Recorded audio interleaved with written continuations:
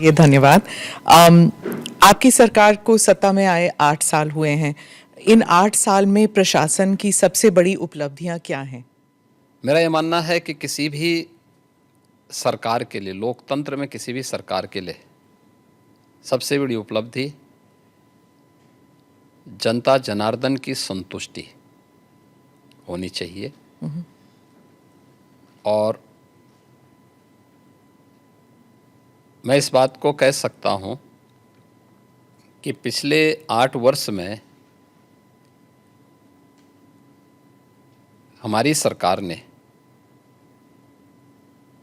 प्रधानमंत्री मोदी जी के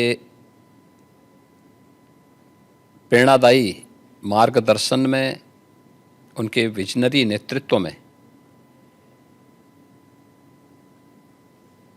उत्तर प्रदेश के समग्र विकास के लिए जो भी रूपरेखा तैयार की थी और उन क्षेत्रों में जो अभूतपूर्व विकास किया है, जनता जनार्दन का उसमें व्यापक समर्थन प्राप्त हुआ है। और जनता जनार्दन की सफलता के समर्थन को मैं सरकार की उपलब्धि मानता हूँ। किसी भी क्षेत्र में आप देखेंगे, वह एग्रीकल्चर का हो, युवाओं से संबंधित हो, इंफ्रास्ट्रक्चर का हो, इन्वेस्टमेंट का हो, लॉ एंड ऑर्डर का हो, टूरिज्म का हो, या फिर जो प्रधानमंत्री जी जिस बात को लेके कहते हैं विरासत और विकास के बेहतर समन्वय का, तो उसका सबसे जीवंत और मूर्त मान कोई एक साक्ष्य हो सकता है तो देश के अंदर उत्तर प्रदेश उसका एक सबसे महत्वपूर्ण उदाहरण हो सकता है। मुख्यमंत्री जी, उत्तर प्रदेश में लगातार 2 टर्म से आप चीफ मिनिस्टर रहे हैं और ये अपने आप में एक उपलब्धि है, उत्तर प्रदेश में कभी हुआ नहीं। और आप लॉन्गेस्ट सर्विंग चीफ मिनिस्टर भी हैं। तो उत्तर प्रदेश की जनता ने आपको दूसरी बार क्यों इलेक्ट किया था? क्या इसलिए कि आपकी छवि एक हिंदुत्ववादी नेता की है, या फिर फर्स्ट टर्म में आपने माफिया राज पर जो धावा बोला था इसकी वजह से? किस लिए आपको दूसरी टर्म में? और क्या, एक और सवाल इसमें, क्या आप हैट्रिक के लिए ट्राई कर रहे हैं आप? देखिए,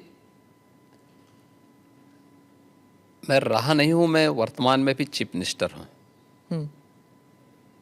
और पिछले 8 वर्ष के अंदर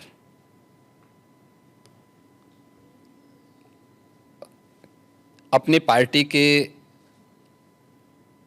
नेतृत्व के कारण, पार्टी के और सहयोगी दलों के सभी नेताओं के सहयोग के कारण, भारतीय जनता पार्टी के एक एक कार्यकर्ता और अन्य सहयोगी संगठनों के सहयोग से जनता जनार्दन का जो आशीर्वाद हमें प्राप्त हुआ है, तो ये हमारी सरकार को पहली बार यह अवसर मिला है कि आज़ादी के बाद कोई मुख्यमंत्री 5 वर्षों तक लगातार काम करे और फिर से वह 2/3 मेजॉरिटी के साथ गवर्नमेंट बना ले। ये फर्स्ट टाइम हुआ था और यह भी उपलब्धि हमारे साथ जुड़ी थी। और पिछले 8 वर्ष से तो हम यहाँ सेवा कर ही रहे हैं। तो सेवा, सुरक्षा और सुशासन का जो मॉडल हमारी पार्टी का था, उसको प्रभावी ढंग से उत्तर प्रदेश में लागू करने के कारण आज जनता जनार्दन का व्यापक आशीर्वाद भारतीय जनता पार्टी के साथ में है, हमारे साथ में है। और लोकतंत्र में जनता जनार्दन का आशीर्वाद जिसके साथ में होगा वह सरकार में आएगा। तो ये ट्रिपल एस, तो ट्रिपल टाइम सरकार, तो ट्रिपल एस तो उसी का उदाहरण है।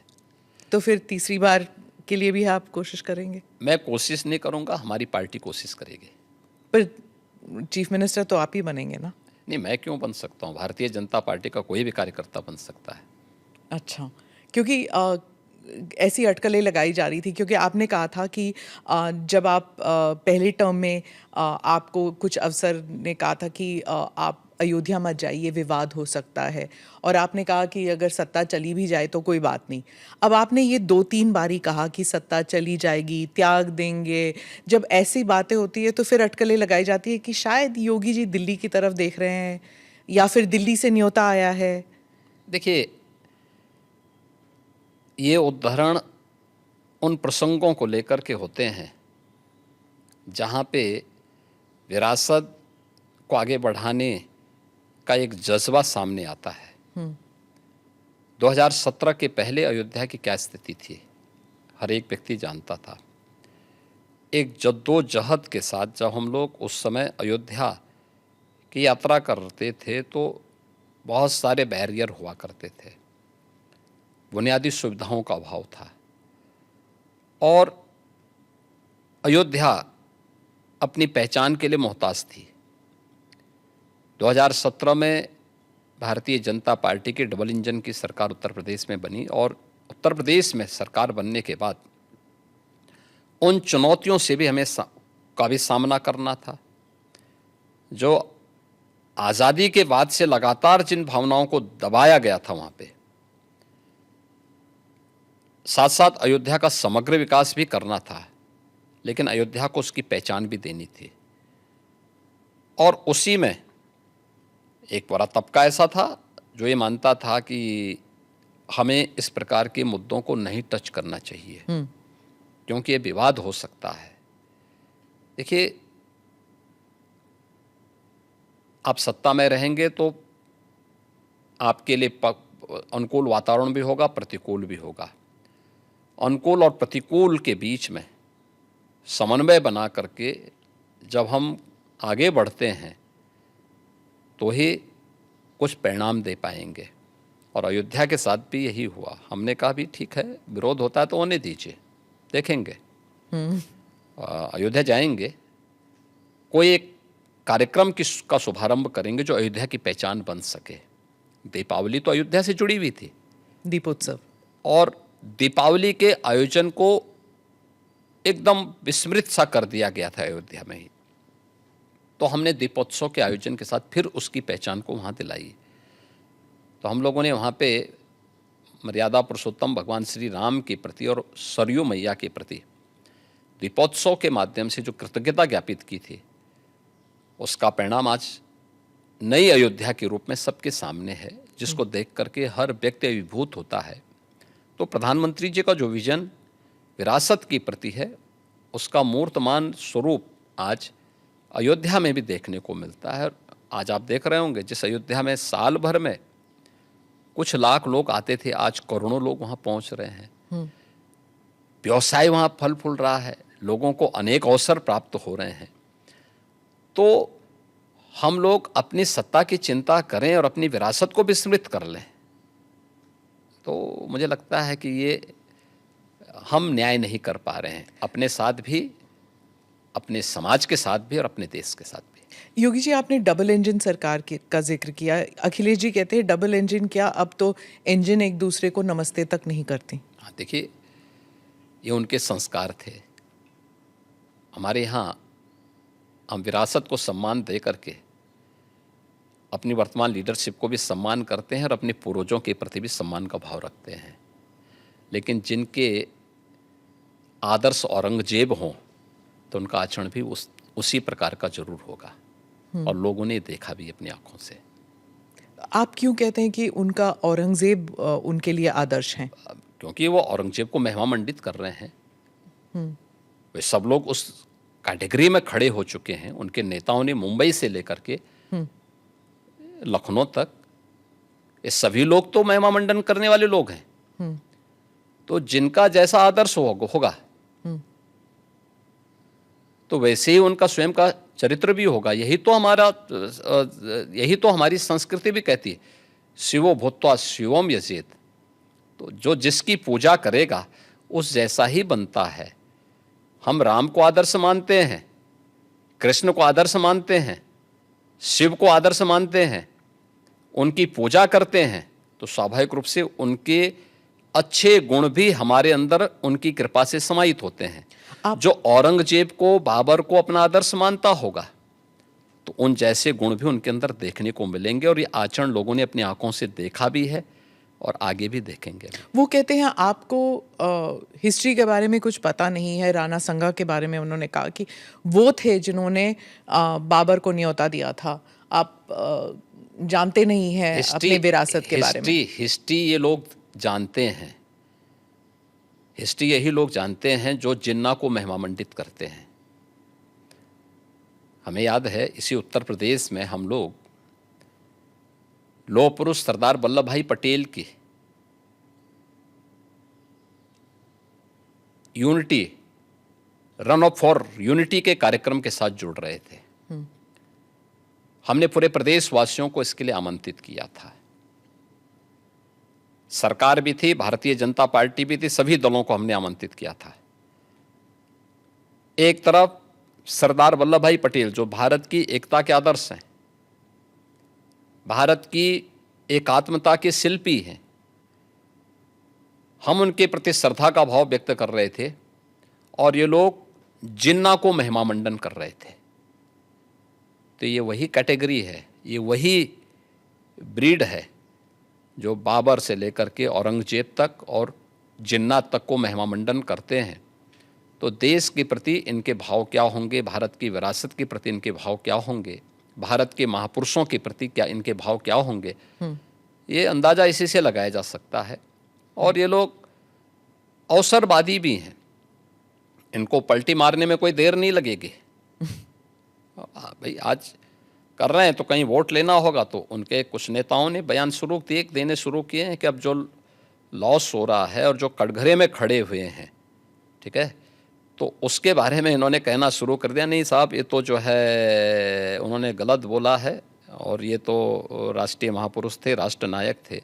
राणा सांगा के इतिहास को अगर इन्होंने पढ़ा होता, वो महान योद्धा जिसके शरीर के घाव इस बात को बताते थे कि इन्होंने भारत की धर्म और संस्कृति को बचाने के लिए उस समय किस प्रकार के पराक्रम का परिचय दिया था।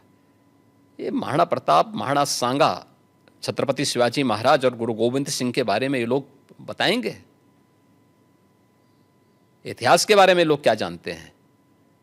जो औरंगजेब और बाबर की पूजा करते हो, जो जिन्ना को अपना आदर्श मानते हो, इन लोगों से इसकी उम्मीद नहीं की जा सकती है। और आप विधानसभा में आपका एक भाषण भी था, आपने कहा था कि अगर औरंगजेब का महिमा मंडल कर रहे हैं, वो जो नागपुर में जो कर रहे हैं, उनको यूपी आना चाहिए, हम उनका इलाज कर देंगे। इलाज कैसे करेंगे आप? उपचार तो देखिए, किसी भी बीमारी का उपचार के अलग अलग केंद्र होते हैं।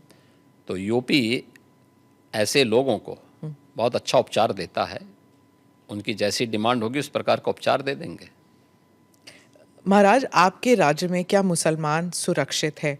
क्योंकि आए दिन सनातन की बात होती है। आप योगी हैं, मुख्यमंत्री हैं, महाराज हैं, क्या हैं आप फिर? मैं एक सामान्य नागरिक हूँ, उत्तर प्रदेश का एक नागरिक हूँ और एक नागरिक में एक योगी हूँ जो सबके सुख और सबके निरोगता की कामना करता है, सबका साथ और सबके विकास के मंत्र पर विश्वास करता है और उसी भाव के साथ हम लोग कार्य भी करते हैं।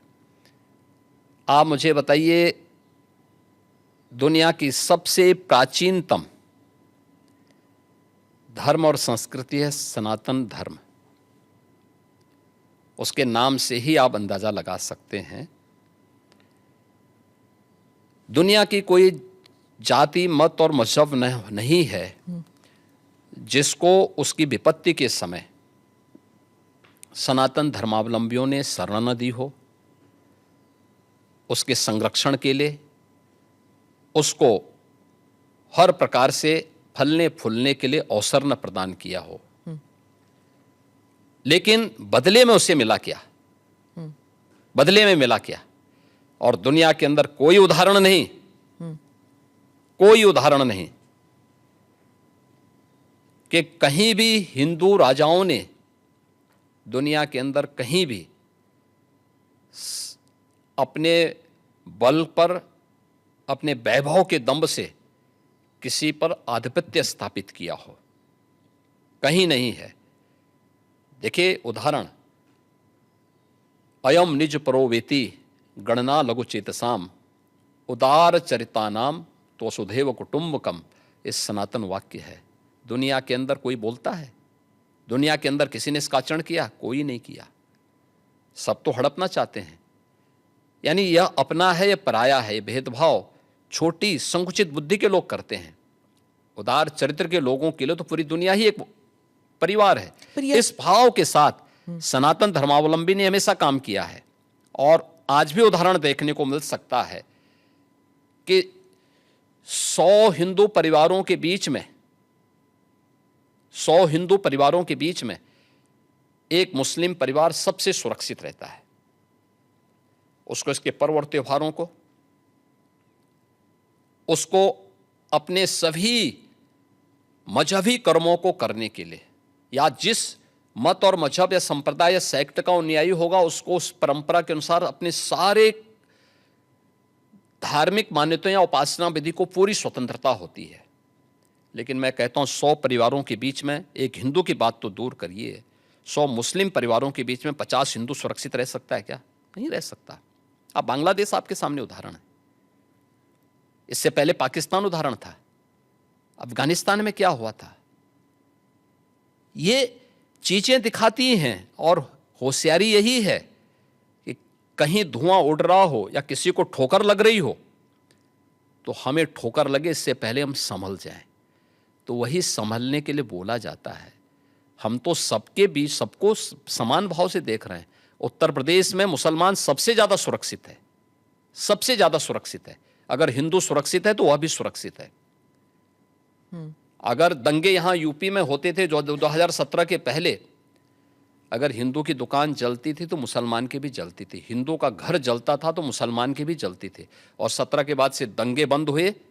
अगर हिंदू सुरक्षित है तो मुसलमान भी सुरक्षित है। और दूसरा जो मैंने कहा कि इतिहास में कोई उदाहरण नहीं बता सकता कि अपने बल से, अपने वैभव से किसी हिंदू राजा ने किसी देश पर जबरन कब्जा किया हो, कभी नहीं।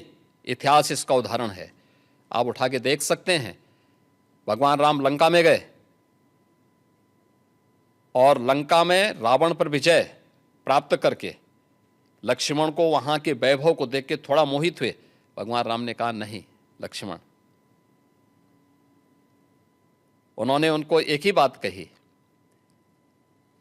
और मुझे लगता है कि आज की पीढ़ी के लिए बहुत प्रेरणादायी है जो उन्होंने उस समय कही थी। लक्ष्मण जी को जो प्रेरणा, जो निर्देश भगवान राम दे रहे हैं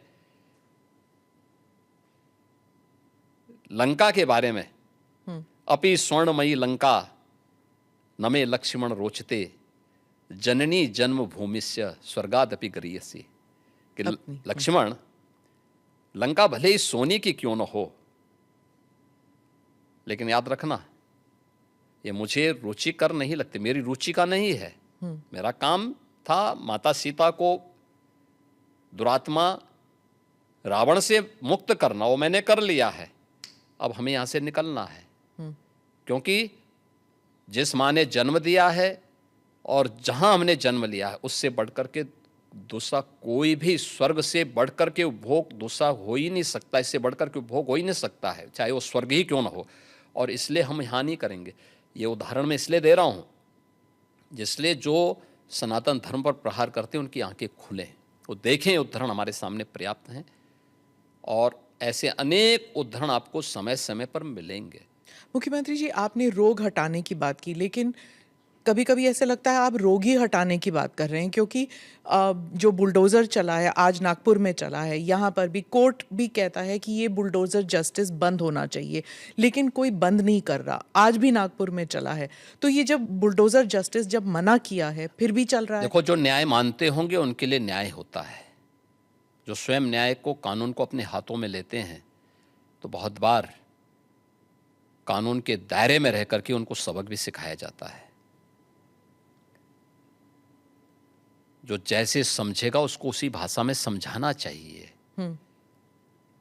आप मुझे बताइए, कोई हिंसक बनकर के प्रहार करने के लिए आ जाए हमारे सामने और हम उसके सामने गिड़गिड़ाएं, ये नहीं। अगर वो हिंसक बन के आया तो उसको पहले उसकी हिंसा का प्रतिकार तो वहाँ पे करना पड़ेगा ना। आप कानून के दायरे की बात कर रहे हैं, फिर आपने कहा कि संभल पे आ रही हूँ मैं, आपने कहा कि संभल में 65 कुछ तीर्थ स्थल हैं, 64 और 18 की पहचान हो गई है। योगी जी अब बढ़ गए 54 तक पहुंच गई है।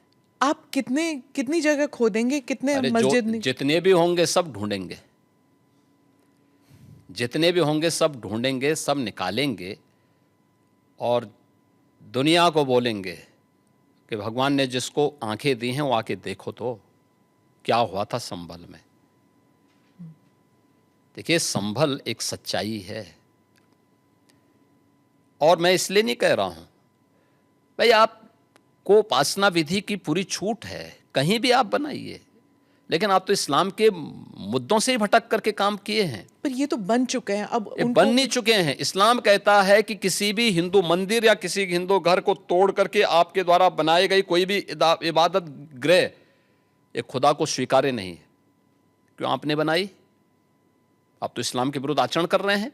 पर आप तो कानून के दायरे में हम रहकर कानून के दायरे में रह के सब काम कर रहे हैं। अगर कानून के दायरे में रह रहे हैं तो फिर आप मथुरा की बात क्यों उठा रहे हैं? मथुरा की वो बात तो, क्यों नहीं उठानी? मथुरा श्री कृष्ण की जन्मभूमि नहीं है क्या? पर वो तो अब कोर्ट में है ना। कोई कोर्ट का ही आदेश पालन कर रहे हैं ना, तो अब तक तो वहां बहुत कुछ हो गया होता। तो अयोध्या, काशी, अब फिर मथुरा भी, और कितने देखिए, और? आप मुझे बताइए, सनातन हिंदू धर्म के जो महत्वपूर्ण स्थल हैं उन सभी स्थलों को हमारी विरासत के प्रतीक हैं। देखिए, डॉक्टर राम मनोहर लोहिया के नाम पे राजनीति बहुत सारे लोग करते संभल में होंगे। ही 65 निकाल रहे हैं आप, तो फिर 65 नहीं, वहां 68 सभी तीर्थों को हम निकाल रहे हैं। 54 से अधिक निकल चुके हैं और बाकी सभी को ढूंढ रहे हैं। शास्त्रीय प्रमाण उसके मौजूद हैं, उनको दिखा रहे हैं कहाँ कहाँ हैं। जिसने भी कब्जे किए होंगे उनको एक एक करके सबको निकालेंगे। कितने मस्जिद फिर निकलेंगे? मस्जिद, देखिए, सवाल मस्जिद का नहीं है, जितने अतिक्रमण होंगे वो अतिक्रमण हटेंगे। बीते साल रामनवमी के मौके पर बंगाल में जब काफ़ी हिंसा हुई थी, जब प्रदर्शन निकला था, इस बार भी बीजेपी कह रही है कि वहाँ रामनवमी में शोभा यात्रा निकाले जाएंगे। उत्तर प्रदेश में ईद और रामनवमी उसको लेकर क्या आपने कोई सख्त निर्देश दिए हैं कि हिंसा नहीं होनी चाहिए? देखिए, हम लोग समय समय पे प्रशासन के साथ बैठते हैं और पहले से ही इसके लिए एक एसओपी हम लोगों ने तैयार करके रखी हुई है। और उत्तर प्रदेश पहला राज्य है जिसने माननीय उच्चतम न्यायालय के ही निर्देशानुसार धर्मस्थलों के माइक को, जो उसके परिसर के बाहर आवाज़ आती थी, उसको कंट्रोल कर किया है या उसको उतारा है, कंट्रोल किया है इस संवाद के माध्यम से। आप मुझे बताइए कि उत्तर प्रदेश जैसे राज्य में अगर हम कर सकते हैं तो बंगाल में क्यों नहीं हो सकता? यहाँ पर होली पर भी मस्जिद के ऊपर नहीं, टार्पलिन चला गया था। देखिए, अब रंग खेल रहे हैं तो हो सकता गया, तो उससे कोई अस्तित्व खराब तो नहीं हुआ किसी का। आप मुझे बताइए, पहले तो कभी नहीं हुआ था। ऐसा नहीं है। आप मुझे बताइए, मुहर्रम में जुलूस निकलते हैं, क्या उनका झंडे की छाया मंदिर के आसपास या किसी हिंदू घर के ऊपर नहीं पड़ती है क्या? क्या उससे हिंदू घर अपवित्र हो जाता है क्या? ये सख्त निर्देश हैं कि भाई जिसको रंग से परहेज है उस पर मत डालना, लेकिन फिर भी पड़ गया है और प्रशासन उसको साफ करके फिर से नगाई पुताई कर दे रहा है। ये कौन सी बात है? क्या रंग बिरंगे कपड़े पहनते नहीं? हिंदू से ज्यादा रंग बिरंगे तो मुसलमान ही पहनता कपड़ा, तो फिर रंग से परहेज क्यों? यानी तो दोहरा आचरण है। तो क्या रंग बिरंगी कपड़े पहने, लेकिन अगर रंग पड़ जाए तो हाय तौबा मचाते हैं? ये नहीं हो सकता है। ये दोहरा आचरण क्यों मचाते हो जी? अरे गले मिलो। बहुत सारे मुसलमानों ने रंग में होली खेली है। शाहजहांपुर में तो नवाब साहब की पूरी झांकी निकलती, शोभा यात्रा ही निकलती वहां पे। तो हमने महाकुंभ के दौरान भी देखा था कि कई मुसलमान आए थे। तो क्या दिक्कत है? हाँ, अच्छी बात थी। अगर कोई अपने को भारतीय मानता है, कुंभ तो सभी भारतीयों का है और आना चाहिए कुंभ में। मैंने तो कहा था जो भारतीय बनकर के आएगा, श्रद्धा भाव के साथ आएगा, उसका स्वागत है। महाकुंभ लेकिन अगर कोई किसी नकारात्मक मानसिकता के साथ आता है तो स्वीकार्य नहीं। जी, महाकुंभ में करोड़ों लोग आए थे। आपने जो फाइनल नंबर्स जिस पर हुआ था, टैली हुआ था, इस नंबर की आपने पुष्टि कैसे की कि कितने आए थे? देखिए, यहाँ पे महाकुंभ के दौरान एक हम लोगों ने सीसीटीवी कैमरे लगाए थे। हम लोगों ने एआई टूल के माध्यम से हेड काउंटिंग की व्यवस्था की थी और ये भी उसमें हम लोगों ने व्यवस्था की थी कि एक व्यक्ति का चेहरा दूसरी बार काउंट न हो। 24 आवर्स में कोई व्यक्ति हो सकता है 2 बार 3 बार, क्योंकि बहुत सारे लोग जो आए थे, बहुत सारे लोग ऐसे 2-2 3-3 बार 24 घंटे में स्नान कर रहे थे, लेकिन काउंट एक बार हो। फेस रिकॉग्निशन की व्यवस्था भी उसमें की गई थी, हेड काउंट करने की व्यवस्था की गई थी, और उसको काउंटिंग करके फिर हर 24 घंटे के बाद हम उसके रिजल्ट को सामने, हर दूसरे घंटे में वो रिजल्ट सामने आता था। टोटल फिर 24 घंटे में करके वो फाइनल उसका वो बनता था, डाटा तैयार होता था। और बाकायदा उसके लिए हम लोगों ने एक वहाँ पे एक इंटीग्रेटेड सेंटर तैयार किया था, जहाँ के माध्यम से इन सभी चीज़ों की मॉनिटरिंग होती थी। तो ये सभी काउंट उसी के माध्यम से हम लोग वहाँ कर रहे हैं। तो कितने नंबर हुए फाइनली? 66 करोड़ 30 लाख से अधिक श्रद्धालु वहाँ इन 45 दिनों में आके स्नान किया है। और ये इंटरनेशनली भी बहुत बड़ी न्यूज़ स्टोरी बन गई थी, क्योंकि यूरोप अगर पूरा मिला दिया जाए फिर भी इतने लोग नहीं हैं जितने कुंभ के लिए आए कुंभ के थे। बारे में और कुंभ की विराट स्वरूप के बारे में वही बोल सकता जो कुंभ में गया होगा। जी जी। बाकी लोगों के लिए यह अविश्वसनीय लगेगा। जैसे महाभारत युद्ध के दौरान भगवान को अपना विराट स्वरूप दिखाया भगवान ने, तो उस विराट स्वरूप को 3 ही लोग देख पाए थे। अर्जुन देख पाए थे, संजय देख पाए थे, और भगवान वेदव्यास देख पाए थे। तो ये 3 तो भगवान के स्वरूप को पहचान गए थे, और संजय ने इसीलिए धृतराष्ट्र को कहा कि देखो, याद करना, भगवान के स्वरूप को देखने के बाद मैं कह सकता हूँ कि जहाँ श्री कृष्ण है, विजय वहीं होनी है, क्योंकि वहीं धर्म है, वहीं सत्य है। और कुंभ के बारे में वही बोल सकता है जो कुंभ का दर्शन जिसने किया होगा। कांग्रेस और बाकी जो अपोजिशन पार्टीज है, क्या वो कह रही थी महाकुंभ, मतलब कुंभ कई बारी हो चुका है, ये महाकुंभ जो है वो एक देखिए, जिसकी जैसी आस्था है, जैसी दृष्टि वैसी सृष्टि। कोई जबरदस्ती थोड़ा है, हमने थोड़ा बोला कि आप आइए। जो आते थे उनके नेतागण बहुत सारे आए, उनके जो नेता थे, उनके मंत्रीगण आए थे, डिप्टी सीएम आए थे, बहुत सारे लोग आए थे, उनके मुख्यमंत्री भी आए थे कांग्रेस के बहुत सारे। वे तो आके अभिभूत होके गए। अब जिनकी जो जैसी दृष्टि हो, वो कह रहे थे इन्होंने बीजेपी इवेंट बना दिया, जैसे कि बीजेपी इवेंट नहीं, बीजेपी शासित सरकार, केंद्र और राज्य सरकार मिलकर के जन सुविधाओं का ध्यान रख रही है, जनता जनार्दन का ध्यान रख रही है, आस्था का सम्मान दे रही है। और कुंभ का यह स्वरूप जो देखने को मिला है, आखिर 1947 से लेकर के और ज़्यादातर समय तक 2014 तक, तो ज़्यादातर समय तक कांग्रेस ही देश में शासन की है। तो उन्होंने इस दौरान क्यों नहीं किया?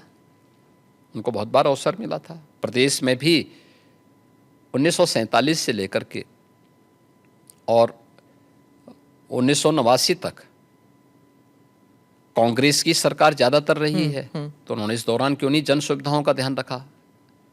उस समय कुंभ के इस विराट स्वरूप को और वैश्विक स्वरूप को क्यों नहीं प्रस्तुत किया?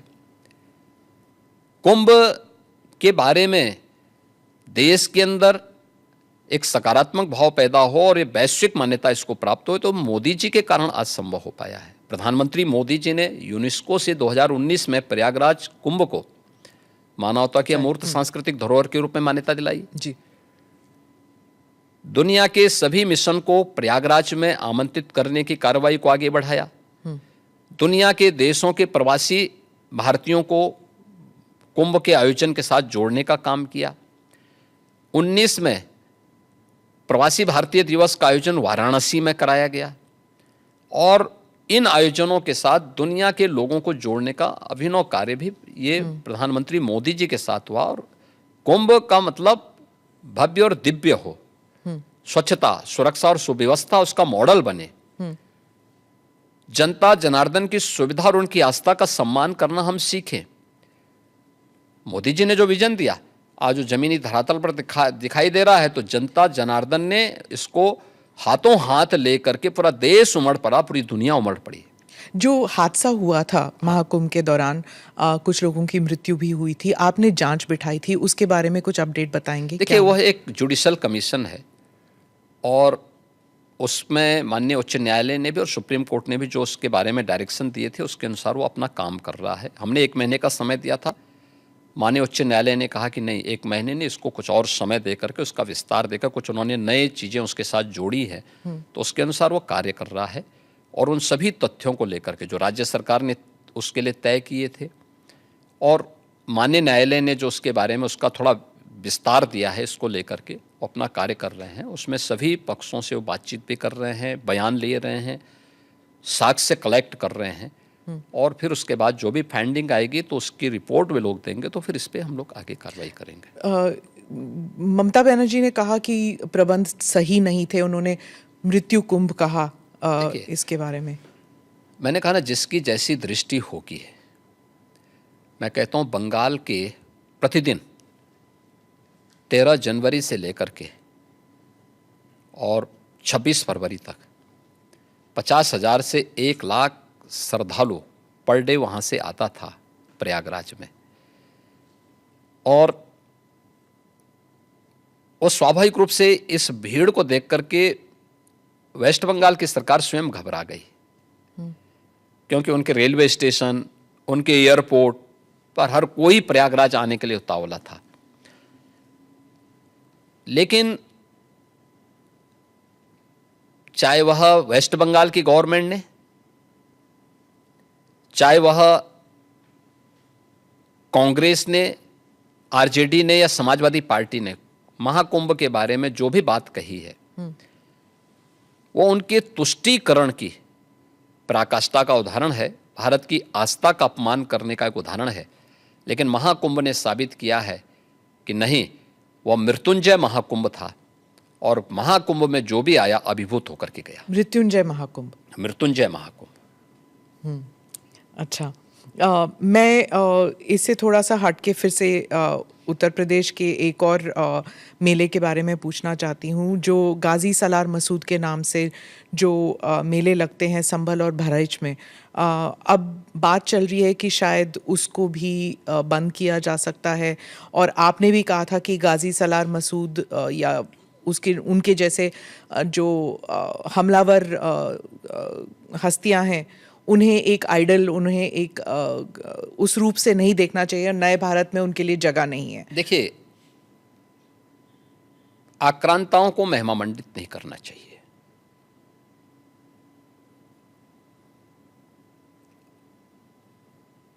ये भी हमें मालूम होना चाहिए कि ये आक्रांता विदेशी थे। इन्होंने भारत की आस्था पर प्रहार किया, भारत की बहन बेटियों की इज्जत के साथ खिलवाड़ किया, भारत को लूटा। इसका महिमा मंडन आस्था का अपमान है, इनका महिमा मंडन मातृशक्ति का अपमान है, इनका महिमा मंडन करके हम देश का अपमान करते हैं, और मुझे लगता है कि यह कोई भी भारतीय स्वीकार नहीं करेगा।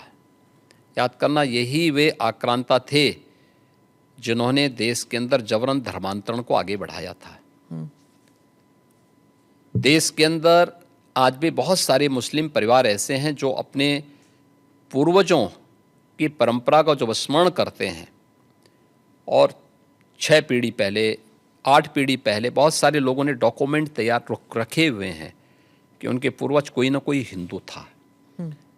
तो मुझे लगता है उस समय किन्हीं कारणों से उनको अगर इस्लाम स्वीकार करना पड़ा है, तो उन आक्रांताओं की क्रूरता से कोई जजिया कर नहीं दे पाया, कोई जो है अपने स्वयं के परिवार को बचाने के नाम पर, कोई अन्य उसके नाम पर। मुझे लगता है कि हम लोगों को इसको स्वीकार नहीं करना चाहिए कि आक्रांता का कहीं महिमा मंडन हो।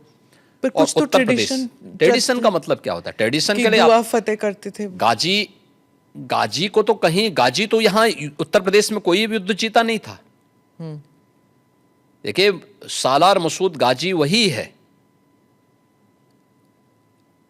जिसने मोहम्मद गजनवी के साथ भगवान सोमनाथ के मंदिर को लूटने और तोड़ने का काम किया था।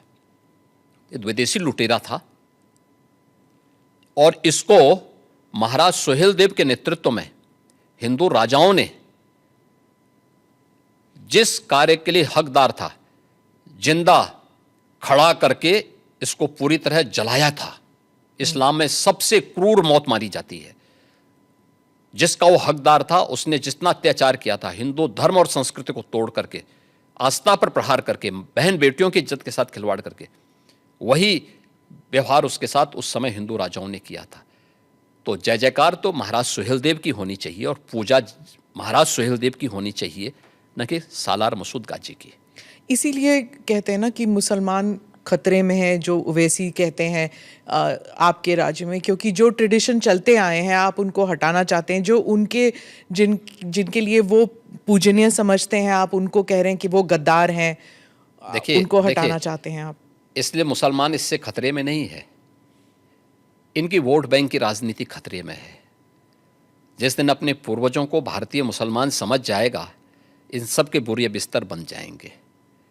इसलिए अपने बोरिया बिस्तर को दुरुस्त रखने के लिए लोग इस प्रकार की भड़काऊ बातें को कहते हैं।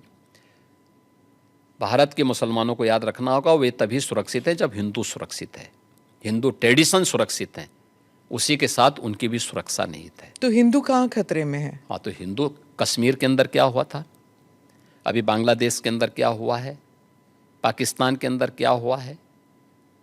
महाराज आप यहाँ पे जाएंगे, आप बांग्लादेश जाएंगे, आप पाकिस्तान जाएंगे, कहाँ जाएंगे? 1947 के पहले पाकिस्तान और बांग्लादेश दोनों भारत के हिस्से थे जी। इतिहास है, इस सच्चाई को आप भी जानती है, मैं भी जानता हूँ, पूरा भारतीय जानता है। हम उस सच्चाई को कैसे भूल सकते हैं? क्या पाकिस्तान में हमारी हिंगलाज माता का मंदिर नहीं है क्या? क्या आप इसको भूल जाएंगे? क्या बांग्लादेश में माता ढाकेश्वरी का मंदिर नहीं है क्या?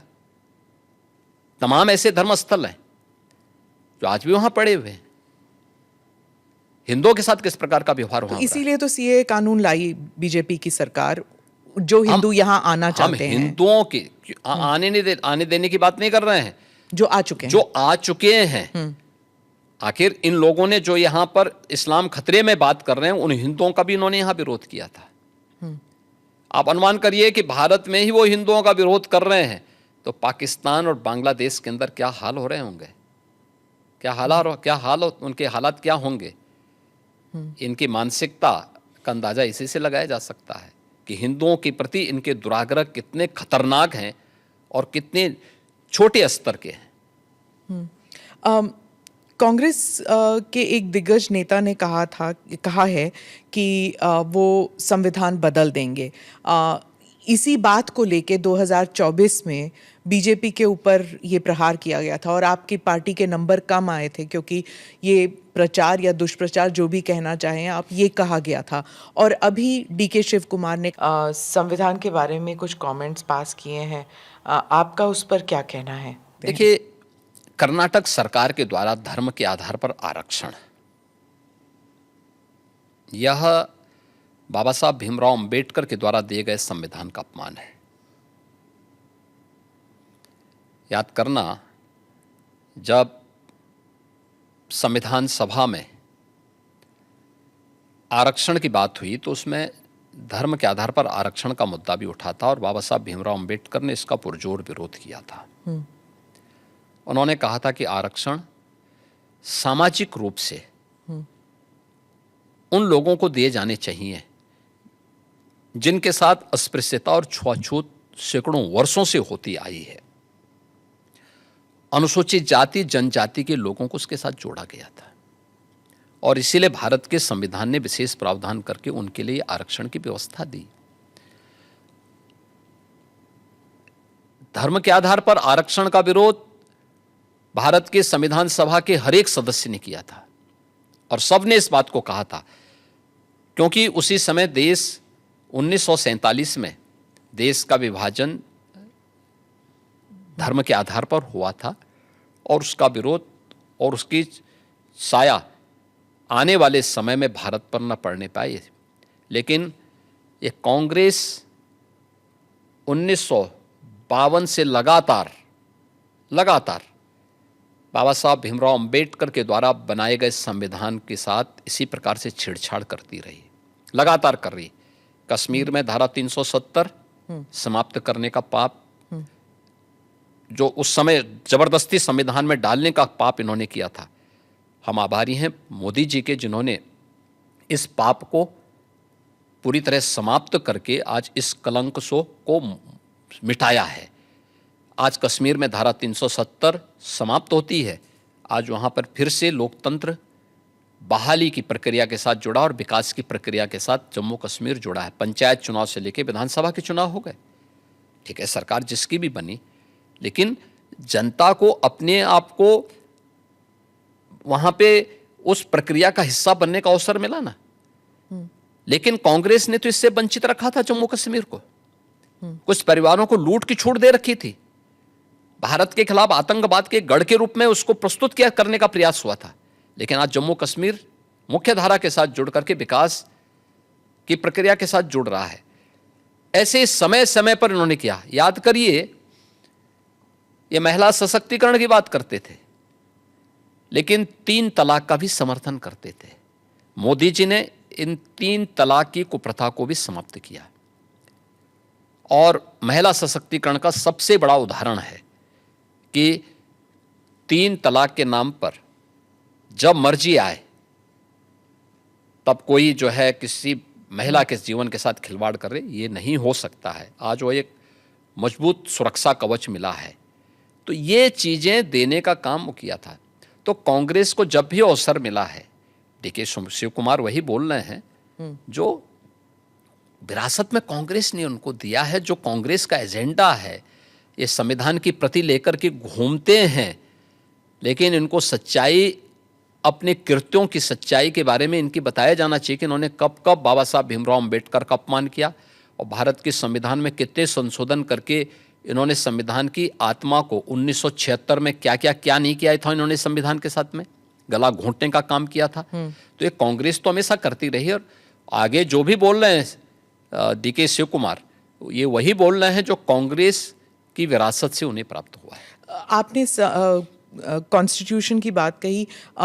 हाल ही में एक्चुअली कल ही हुआ था कि एक कॉमेडियन जो है महाराष्ट्र में, उन्होंने संविधान को दिखाया और कहा इस संविधान से मुझे अभिव्यक्ति की आज़ादी मिलती है, मैं कुछ भी कह सकता हूँ। अभिव्यक्ति की आज़ादी कानून के दायरे में, संवैधानिक मूल्यों के दायरे में होना चाहिए और उसी दायरे में अभिव्यक्ति की स्वतंत्रता है। आपके अभिव्यक्ति की स्वतंत्रता किसी दूसरे व्यक्तिगत प्रहार करने के लिए नहीं हो सकती है। दुर्भाग्य है कि कुछ लोगों ने देश का चीरहरण करना, विभाजन की खाई को और चौड़ी करने के लिए इस अभिव्यक्ति की स्वतंत्रता को अपना जन्मसिद्ध अधिकार मान लिया है। और मुझे लगता है ऐसे लोगों के खिलाफ जो समाज में विभेद पैदा करके सौहार्द को खतरे में डालने का कार्य कर रहे हैं, उनके साथ कानूनी तरीके से उनके साथ उसी प्रकार का व्यवहार भी होना चाहिए। महाराष्ट्र में ही कुछ महीने पहले एक स्लोगन उठा था, बटेंगे तो कटेंगे। वो भी ऐसे ही विभाजनकारी स्लोगन ही था? विभाजनकारी नहीं था। आप मुझे बताइए, यह देश गुलाम क्यों हुआ? क्योंकि जातियों में विभाजित था। अगर उनको जोड़ने की बात की जा रही है कि वे बंटो मत, अच्छे के बारे में सोचो, विकास के बारे में सोचो, विरासत के बारे में सोचो। ये उछला नहीं था। ये यूपी से मैंने ही कहा था कि बटेंगे तो कटेंगे, एक रहेंगे तो सेफ रहेंगे। तो ये बात यहाँ से हमने कही थी और मुझे लगता है कि चीज़ें आगे बढ़ी, लेकिन इसमें बुराई आगे बढ़ी। इलेक्शन जीत गए आप? नहीं, इलेक्शन हम उससे कारण नहीं जीते। इलेक्शन के बहुत सारे कारण होते हैं। एक नारा इलेक्शन जीतने का, कटने की बात जब होती है तो कैसे जुड़ने की बात? क्या बात करते हैं, क्यों नहीं जुड़ेंगे? जब कटने काटने की बात आप मुझे बताइए, इतिहास में करोड़ों हिंदू काटे नहीं गए क्या? तो फिर लाखों हिंदू कश्मीर में काटे नहीं गए क्या? काटे नहीं गए थे। तो इसीलिए हम उसको भूल क्यों जाते हैं? इतिहास वर्तमान का दर्पण होता है और भविष्य की कार्य योजना बनाने का एक माध्यम भी होता है। तो इसको खुरेद के इसलिए वर्तमान पीढ़ी भूल गई होगी, तो उसको बताने का एक माध्यम है। अरे बताना पड़ेगा हमें, ये हमारा दायित्व भी है। पर ये खुरेदने से क्या दंगे वंगे नहीं होंगे? दंगे कैसे होंगे? फिर दंगाइयों का उपचार भी तो है। दंगों से वो डरेगा जो उन दंगाइयों के सामने घुटने टेक करके नाक रगड़ते हैं, उनको घुटनों के बल चलने के लिए हम मजबूर कर लेते हैं और ठीक भी करते हैं उनको। ये जो आपका जो दबंग स्टाइल है, नहीं, दबंग स्टाइल नहीं, ये हमारी शराफत का स्टाइल है।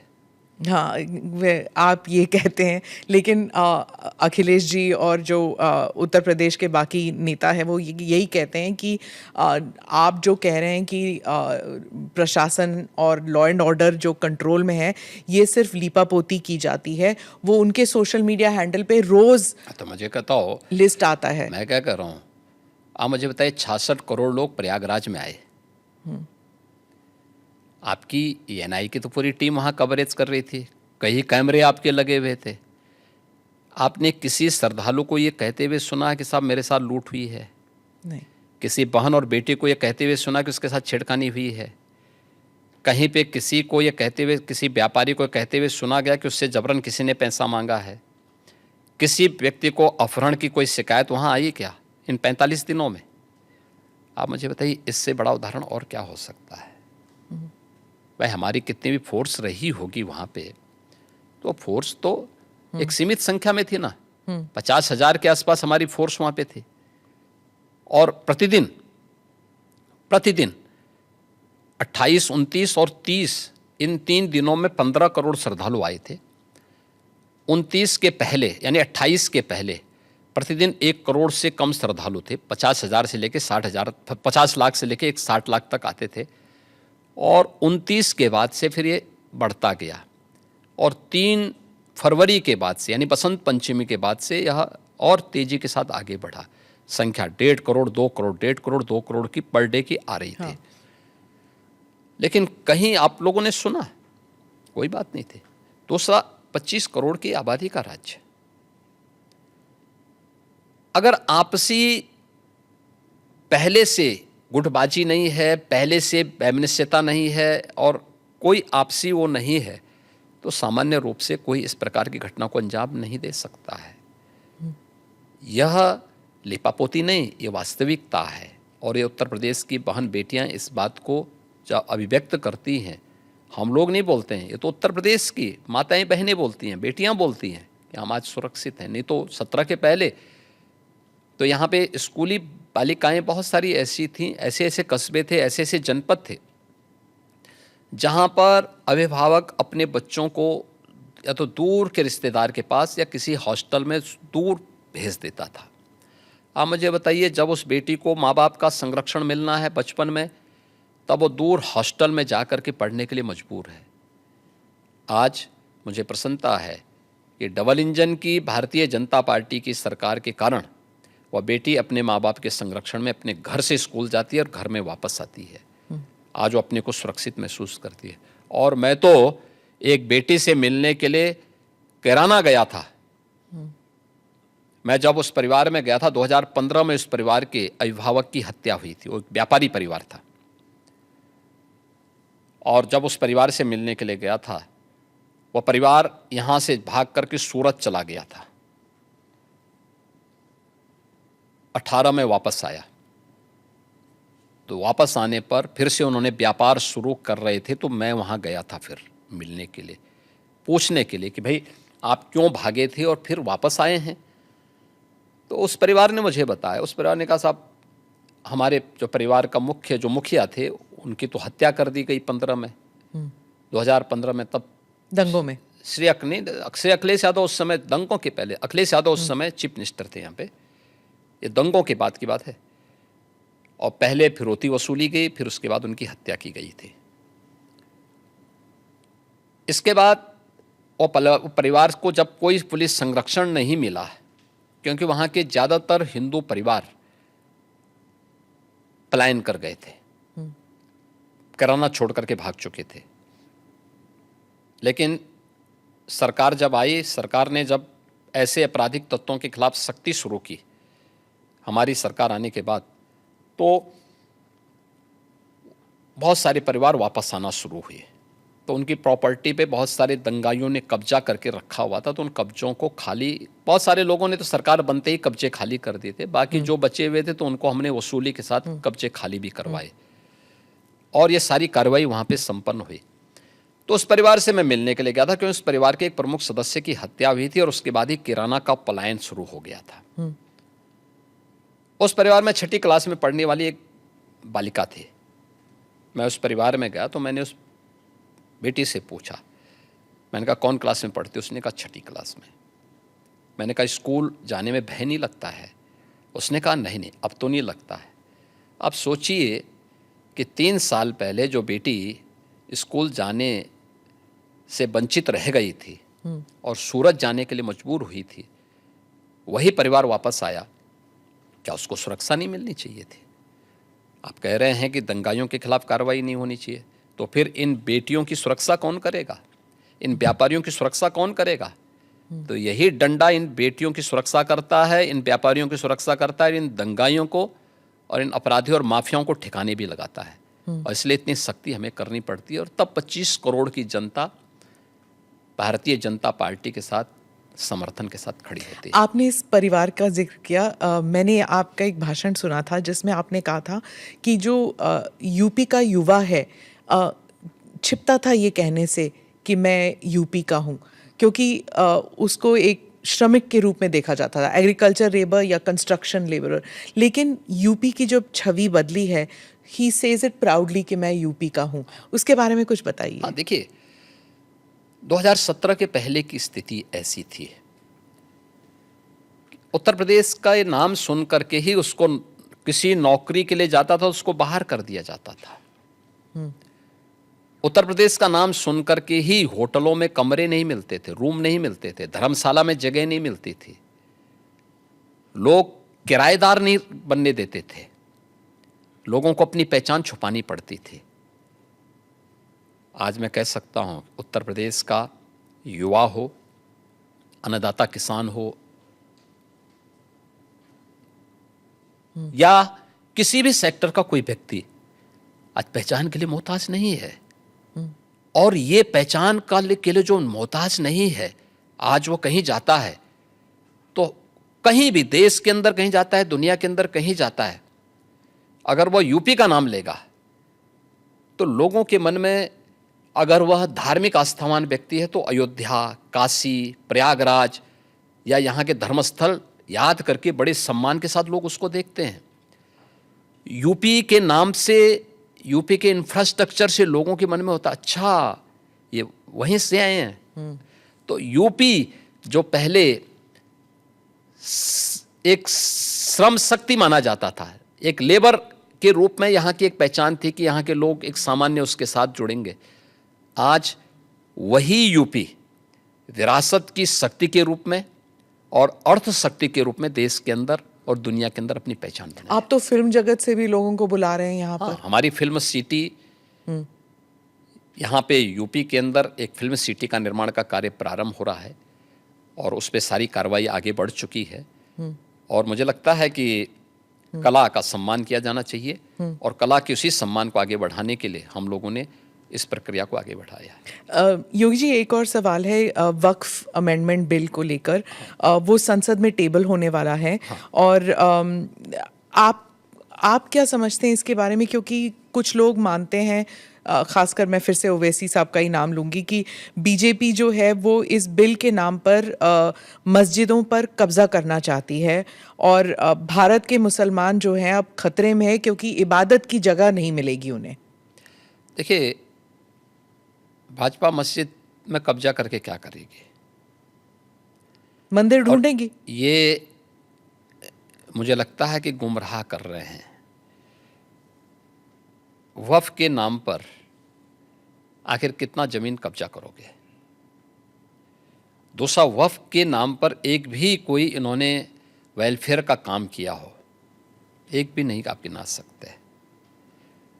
देखिए, वक्फ के नाम पे जो भी आता है उसने उस प्रॉपर्टी को अपने व्यक्तिगत स्वार्थ के लिए दुरुपयोग किया है, बेचा है, औने पौने दाम पे बेचा है। आज स्थिति क्या है? एक एक प्रॉपर्टी के लिए कई कई लोगों को इन्होंने प्रॉपर्टी को बेचा है, उससे विवाद हो रहे हैं, उससे तमाम प्रकार के संकट आने वाले समय में होंगे। जो बसे हैं उनके लिए भी और जिन लोगों ने पैसा दिया है उनके लिए भी, क्योंकि पूंजी उन सब की डूब जाएगी। तो ये तो इससे बड़ी बेवकूफ़ बनाने वाली कोई बात ही नहीं हो सकती है। दूसरा, इन्होंने कोई भी संपत्ति देखी, देखिए सरकारों पर यही एक दबाव बना करके ब्लैकमेलिंग ये लोग करते थे। अलग अलग समय में इन्होंने वफ़ के नाम पर तमाम प्रकार के उल जलुल फैसले लिए हैं, ख़ास तौर पर कि वक्फ जिस लैंड को कह देगी कि ये उनकी है, उनकी मान ली जाएगी। हम भौचक हैं जी, ये कौन सा आदेश है? आपको एक पावर किसने दे दी है कि आप किसी भी प्रॉपर्टी को कब्जा कर लेंगे, आप किसी भी स्थल को कब्जा कर लेंगे, किसी भी सार्वजनिक भूमि पे कब्जा कर लेंगे? तो ये नहीं हो सकता है। ये वक्फ संशोधन अधिनियम जेपीसी ने जो अपनी सिफारिश की है, ये आज की आवश्यकता है और इसको समयबद्ध तरीके से आगे बढ़ना चाहिए और मुझे लगता है देश के हित में भी होगा, मुसलमानों के हित में भी होगा। जी, डिलिमिटेशन पर जो दक्षिण के राज्य हैं वो थोड़े नर्वस कह लीजिए। वो कहते हैं कि पॉपुलेशन के आधार पर रिप्रेजेंटेशन नहीं होना चाहिए। वो कह रहे हैं कि उनकी जो पहचान है वो खतरे में है। देखिए, माननीय गृह मंत्री जी ने इस मामले में बहुत स्पष्टता के साथ कह दिया है और ये केवल स्टालिन के नाम ने जो बैठक की है केवल एक राजनीतिक एजेंडा है उनका। मुझे लगता है कि माननीय गृह मंत्री जी के वक्तव्य के बाद इस पर कोई भी प्रश्न नहीं खड़ा होना चाहिए। तमिलनाडु में ही हिंदी भाषा को लेकर काफ़ी विरोध हो रहा है। आप हिंदी बेल्ट के एक मुख्यमंत्री हैं, तो आप इस बारे में क्या सोचते हैं? देखिए, देश को भाषा के नाम पे या क्षेत्र के नाम पे नहीं बांटा जाना चाहिए और हम आभारी हैं प्रधानमंत्री मोदी जी के, जिन्होंने वाराणसी में लगातार काशी तमिल संगमम की इस बार 30वें संस्करण को भी यहाँ पे आयोजित करवाया। यानी एक तरफ काशी है और उत्तर प्रदेश है जिसमें काशी तमिल संगमम का आयोजन हो रहा है। तमिल भारत की प्राचीनतम भाषाओं में से एक है और इसका इतिहास उतना ही पुराना है जितना संस्कृत का इतिहास है। हर भारतीय के मन में तमिल के प्रति श्रद्धा और सम्मान का भाव है क्योंकि भारत की विरासत के बहुत सारे तत्व आज भी उसमें मौजूद हैं। तो हिंदी से नफरत क्यों? भाषा कोई तोड़ती नहीं है, वो जोड़ने का काम करती है और त्रिभाषा सूत्र के माध्यम से तो हिंदी को राजभाषा की मान्यता देकर के हिंदी, इंग्लिश और स्थानीय भाषा, वो तमिल हो सकती है, मलयालम हो सकती है, कन्नड़ हो सकती है, तेलुगु हो सकती है, मराठी हो सकती है, बंगाली हो सकती है, असमी हो सकती है, उड़िया हो सकती है, किसी भी अन्य भाषा को आप लोकल स्तर पर लागू करिए। ये तो देश के अंदर एकता का संदेश देने वाला, उत्तर से दक्षिण तक, पूरब से पश्चिम तक पूरे भारत को एकता के सूत्र में जोड़ने वाला माध्यम है और मुझे लगता है कि भारत का राष्ट्रगान भी इसी बात का संदेश देता है। ये केवल एक संकीर्ण राजनीति है। जब इन लोगों के वोट बैंक खिसकते हैं तो ये लोग इसी प्रकार की क्षेत्रीयता की और भाषाई आधार पर बांटने की दुर्विसंधि करते हैं। जनता जनार्दन को देश की एकता के लिए इस प्रकार के किसी भी षड्यंत्र से हमेशा सचेत रहना चाहिए। कर्नाटका में और तमिलनाडु में, खासकर इन दोनों राज्यों में कई लोगों का मानना है कि जब यूपी या बिहार के जो हिंदी स्पीकिंग स्टेट्स के लोग जाते हैं और वहाँ पर बसते हैं, 10-15 साल भी रहते हैं, पर वहाँ की स्थानीय भाषा नहीं बोलते, हिंदी ही बोलते हैं और ऑटो रिक्शा वालों के साथ या फिर किसी रेस्टोरेंट में हिंदी में ही बात करते हैं, स्थानीय भाषा में नहीं करते।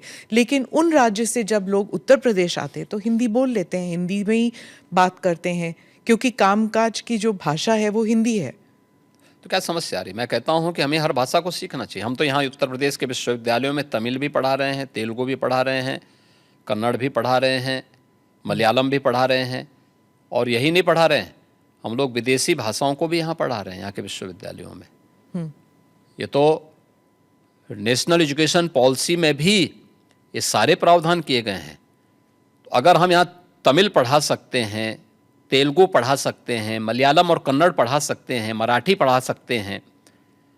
कल ही मैं बिठूर में गया था, नाना राव पेशवा के पावन जयंती कार्यक्रम के साथ जुड़ने के लिए गया था। बिठूर महोत्सव के साथ हमने भारत के इस 1857 के प्रथम स्वतंत्र समर के इस महानायक के सम्मान के साथ बिठूर महोत्सव को जोड़ा था। नाना राव पेशवा के ही महल में बचपन में महारानी लक्ष्मीबाई ने तीरंदाजी भी सीखी थी, युद्ध कला सीखी थी, और वहीं से उन्होंने युद्ध के सारे गुण सीखने के बाद फिर 1857 में अंग्रेजों को परास्त किया था। अगर हम इन सभी भाषाओं को उत्तर प्रदेश के विश्वविद्यालयों में पढ़ा सकते हैं, तो तमिलनाडु के विश्वविद्यालय में भी अगर हिंदी पढ़ा दी जाए, क्या बुरा है? मुझे लगता है कि हमें थोड़ा विराट स्वरूप रखना चाहिए देश के लिए। कुछ क्षण तो देश के लिए निकालो। चंद्रबाबू नायडू ने भी यही कहा कि जितनी भाषाएं सीखना चाहते हैं आप सीखना चाहिए। अच्छी बात की, हम अभिनंदन करते हैं जी। मैंने 2024 के बाद चुनावों के बाद और आपसे जितनी अधिक भाषा सीखेंगे उतने अधिक रोजगार के अवसर भी खुलेंगे। जी, हैदराबाद के लिए उन्होंने वही किया था अपने पिछले टर्म में। अच्छी बात है, और इसीलिए हैदराबाद आज एक हब बना है। 2024 के चुनावों के बाद मैंने आपसे कोई इंटरव्यू नहीं किया, इसलिए उसके बारे में भी एक दो सवाल। 2024 में क्या गलत हुआ, और 10 महीने के बाद मिल्कीपुर में आप इलेक्शन जीत जाते हैं, तो क्या बदलाव आया उसमें? देखिए, 2024 के बारे में आपने शुरुआत में ही बता दी थी ना। हाँ, संविधान का कांग्रेस और विपक्षी दलों ने जो दुष्प्रचार किया था, और ये दुष्प्रचार ही नहीं किया था, विदेशी पैसे भी इसमें इन्वॉल्व थे। जॉर्ज सोरोस ने तो बहुत पहले इसकी घोषणा कर दी थी। पर इसकी कोई पुष्टि तो हुई नहीं। पुष्टि हुई है, अभी धीरे धीरे करके आगे बढ़ने दीजिए, बहुत सारे तथ्य सामने आएंगे।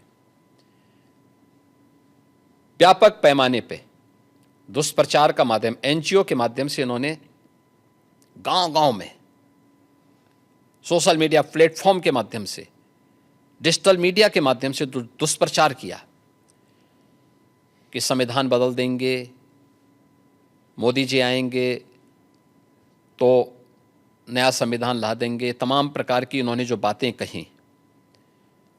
दूसरा, सोरोस के पैसे यूपी में भी लगे थे। मैं कह रहा हूं पूरे देश में विदेशी पैसा इन्वॉल्व था लोकसभा चुनाव के दौरान, जिसमें कांग्रेस और उसके सहयोगी दलों ने, जो भी इंडी गठबंधन से जुड़े हुए दल थे, ये लोग धड़ल्ले से उसके लिए डायरेक्ट इनडायरेक्ट उसमें लिप्त थे, और उसी के माध्यम से इन्होंने पूरे चुनाव को प्रभावित करने का प्रयास किया था। यह कृत्य देशद्रोह की श्रेणी में आता है। एक विदेशी ताकत से आप पैसा लेकर के देश के चुनाव को प्रभावित कर रहे हैं। एक दूसरा है कि उस दौरान इन्होंने तमाम प्रकार की बात की थी, खटाखट हर एक महिला के खाते में इतना पैसा आएगा। क्या हुआ? कांग्रेस शासित राज्यों में तो कहीं भी नहीं आया। इन्होंने कर्नाटक हो या हिमाचल हो जो घोषणा की थी, आज तक किसी को पूरा भी नहीं कर पाए। पंजाब में भी कहीं नहीं कर पाए। ये तो इनका आचरण है। दूसरा, हमें कहना चाहते हैं कि भारत के संविधान का जितना सम्मान मोदी जी ने किया, नई संसद में बाबा साहब भीमराव अंबेडकर के द्वारा बनाए गए संविधान की मूल प्रति को अपने सिर में ले जाकर के और वहां पे सम्मान के साथ स्थापित करने का कार्य हो। बाबा साहब भीमराव अंबेडकर भारत के संविधान के शिल्पी हैं। संविधान अंगीकार करने की संविधान जिस दिन उन्होंने बना करके तैयार किया था और उसकी ड्राफ्ट कॉपी सौंपी थी देश को 26 नवंबर 1949 को, उस तिथि को भारत के अंदर संविधान दिवस मनाने का कार्य यह 2015 में 26 नवंबर 2015 से प्रधानमंत्री मोदी जी ने यह कार्यक्रम लागू कराया, और जिसमें प्रतिवर्ष 26 नवंबर की तिथि को संविधान दिवस के रूप में मनाया जा रहा है। बाबा साहब भीमराव अंबेडकर से जुड़े हुए 5 महत्वपूर्ण स्थलों को पंचतीर्थ के रूप में विकसित करने का काम ये मोदी जी के कारण हो पाया। तो इन्होंने कितना दुष्प्रचार किया था उस समय, और आज जब सच्चाई सामने आई देश के लोगों ने कि नहीं ये तो कांग्रेस का दुष्प्रचार था और विदेशी पैसे किस रूप में इन्वॉल्व हुए थे, तो आज देश की जनता फिर से अब इनको सबक सिखा रही है। हरियाणा, महाराष्ट्र और दिल्ली, अभी ये 3 चुनाव में परिणाम सामने आए और यूपी में भी 10 उपचुनाव हुए थे। 10 में से 8 भारतीय जनता पार्टी जीती थी, और ये सभी, चाहे वो मिल्कीपुर हो, कटहरी रही हो, कुंदर की रही हो, ये सभी समाजवादी पार्टी की सीट्स थी, और वहाँ से बीजेपी उनको बहुत थम्बिंग मेजोरिटी से जीती है। कुंदर की में हमारा प्रत्याशी जीता है 1,45,000 से, कटहरी में हम जीते हैं 38,000 से, और अभी मिल्कीपुर में हमारा प्रत्याशी जीता है 62,000 वोट से। तो ये चीज़ें दिखती हैं कि जनता जनार्दन झूठ को बहुत दिनों तक बर्दाश्त नहीं करती। पर ये भी कहा जाता है कि उम्मीदवारों का जो चयन हुआ था 2024 में और फिर अब जो बाई इलेक्शंस हुए थे उसमें भी फर्क आया था। देखिए, उस समय कांग्रेस और उसके सहयोगी दलों का दुष्प्रचार ज़्यादा वो था, और उन लोगों ने हर एक प्लेटफॉर्म का दुरुपयोग किया था। लेकिन जब कैंडिडेट लिस्ट होता है और सभी की सहमति से आगे बढ़ता है। एक और बात चली थी उस वक्त कि आरएसएस ने इतना प्रचार नहीं किया 2024 में, लेकिन महाराष्ट्र में, हरियाणा में, दिल्ली में वो ग्राउंड पर उतरे थे और उन्होंने प्रचार किया था। क्या आरएसएस के साथ कोई मतभेद था उस वक्त? देखिए, राष्ट्रीय स्वयंसेवक संघ भारत के अंदर एक अभिभावक के रूप में कार्य करने वाला एक ऐसा स्वयंसेवी संगठन है जो दुनिया के अंदर किसी देश में नहीं है, और दुनिया का सबसे बड़ा स्वयंसेवी संगठन है। राष्ट्रीय स्वयंसेवक संघ राजनीतिक गतिविधियों में भाग नहीं लेता है, अपने केवल सामाजिक कार्यों के प्रति जन जागरण के अभियान के साथ जुड़ता है। राष्ट्रीय स्वयंसेवक संघ एक आम जनमानस को उनके मुद्दों के साथ, उनकी मातृभूमि के साथ जोड़ने का काम करता है। राजनीतिक गतिविधियों में राष्ट्रीय स्वयंसेवक संघ का कोई भी हस्तक्षेप नहीं होता है। राहुल गांधी हर राज्य में जाके यही कह रहे हैं कि राष्ट्रीय स्वयंसेवक संघ सभी भारतीयों को एक जैकेट में, एक विचार, एक सोच, एक एजुकेशन, एक किस्म से to go forward in life, एक ही रूल है, एक ही एग्जाम्पल है, और भारत में ये नहीं चलेगा। भारत में डाइवर्सिटी बहुत है। क्या एक भारत और श्रेष्ठ भारत नहीं बनना चाहिए? तो अलग अलग तरीके होते हैं, अलग अलग रास्ते होते हैं। कौन से रास्ते होते हैं उनसे पूछना चाहिए ना। तो क्या कर रहे थे 6 दशक तक?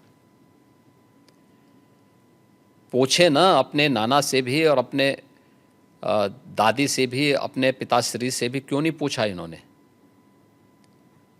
क्यों नहीं उन्होंने उस समय किया जो काम पिछले 10.5 वर्ष के अंदर मोदी जी ने करके दिखाया है, जिसमें पूरे भारत की स्वीकृति है, पूरा भारत का व्यापक जन समर्थन मोदी जी को प्राप्त हो रहा है।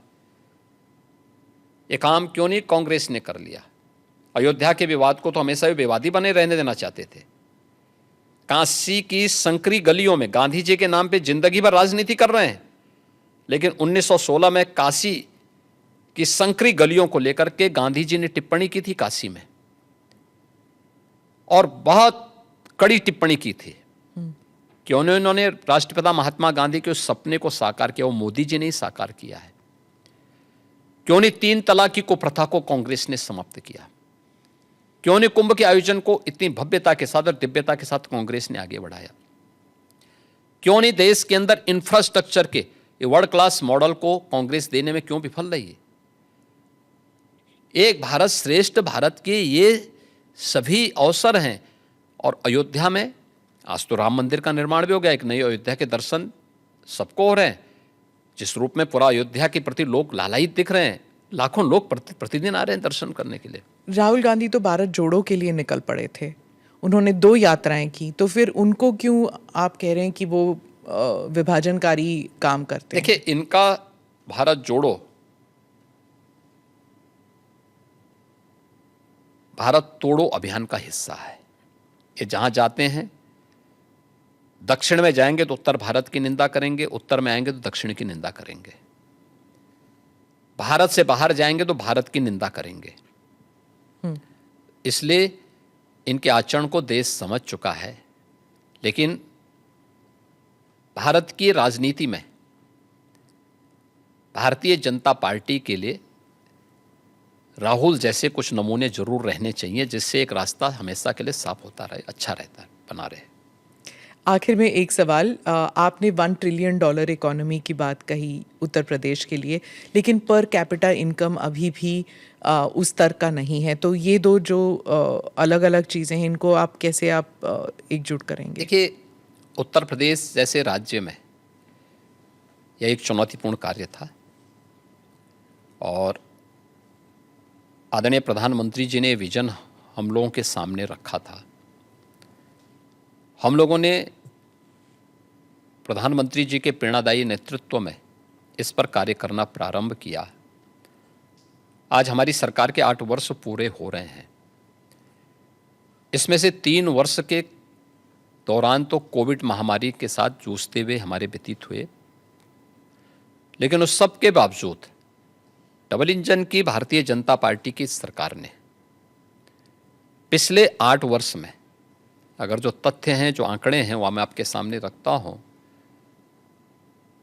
1950 से लेकर के या 1947 से लेकर के 2017 तक, इन 70 वर्षों में उत्तर प्रदेश की जो अर्थव्यवस्था थी, जीएसडीपी थी, वह 12,75,000 करोड़ की थी और आज यह अर्थव्यवस्था 27.5 लाख करोड़ को पार कर चुकी है। यानी पिछले 8 वर्ष में, यानी जो 70 वर्षों में जितने हम पहुंचे थे, उससे दुगनी से अधिक हमने सफलता प्राप्त की है 8 वर्ष में, और वह भी तब जब 3 वर्ष कोविड महामारी से जूझते हुए हम लोगों ने कार्य किया है। पर कैपिटा इनकम 1947 से लेकर के 2017 तक कुल पहुंच पाई थी 46,000 तक। आज यह लगभग 1,10,000 तक पहुंची है। मेरा ये मानना है, उत्तर प्रदेश प्रकृति और परमात्मा की कृपा का, असीम कृपा का प्रदेश है। हमारे पास युवा शक्ति है और ये बहुत प्रतिभाशाली युवा है। हमारे पास सबसे अच्छी फर्टाइल लैंड है, सबसे अच्छा जल संसाधन है, देश का सबसे बड़ा एमएसएमई बेस है, हमारे पास सबसे अच्छा इंफ्रास्ट्रक्चर है। पिछले 5 साल के अंदर इंफ्रास्ट्रक्चर को ठीक करना, युवा को शक्ति को, अपनी युवा शक्ति को, उसको उसके इस स्केल को स्किल में बदलने की कार्रवाई को इसके साथ बढ़ा करके हमने आगे उसको तैयार किया है। अब हमें अपनी स्पीड को बढ़ाना है और इसी स्पीड को बढ़ाने के लिए हम लोगों ने इस टारगेट को तय किया कि 2029 में यूपी $1 ट्रिलियन की इकोनॉमी होगा और देश की अग्रणी अर्थव्यवस्था भी होगा। वो SSS वाली बात जो आपने प्रेस कॉन्फ्रेंस में की, SSS, ये SSS के माध्यम से ही हम इसको आगे बढ़ाएंगे।